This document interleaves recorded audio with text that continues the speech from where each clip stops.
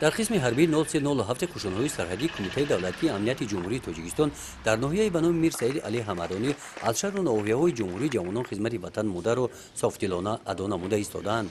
در عرفه جشن 24مین سالگرد تشکیل‌یابی قواهای مسلح جمهوری تاجیکستان از کمیته اجرایی حزب خلقی دموکراتی تاجیکستان در ولایت ختلان و ناحیه به نام میر سعید علی حمدانی مقامات اجرایی حکومت دولتی ناحیه بخش جوانان ورزش و سیاحی و این نورسان از جانب تشکیلات جمعیتی سازندگان وطن برای تبریک سربازان به این قسم نظامی آمدند.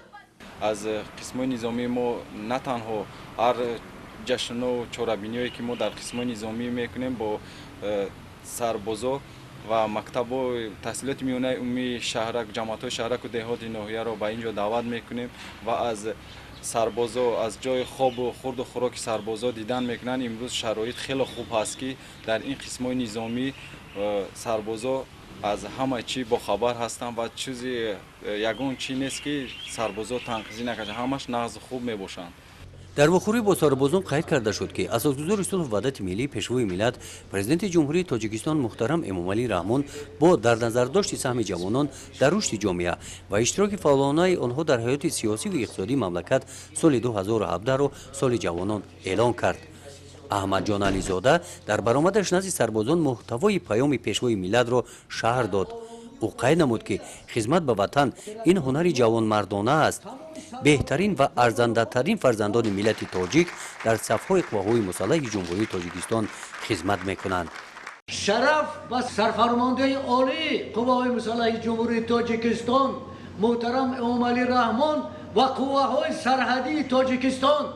شرف. در این پیام نسبت ساختارهای نظامی و ساختارهای نظامی گفته شده است که هر یک افسر و سرباز باید صادقانه به وطن خدمت کنند. این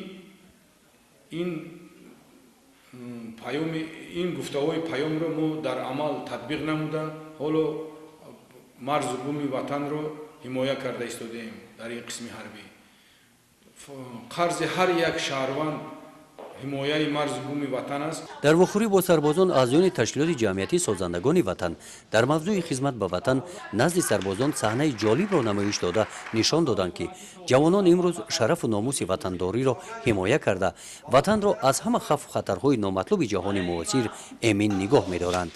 اساسگزار صلح و وحدت ملی پیشوای ملت محترم امامعلی رحمان در پیام نوبتی خود سال 2017 را سال جوانان اعلام نمود و چنین سخنها را قید کرده گذاشتند.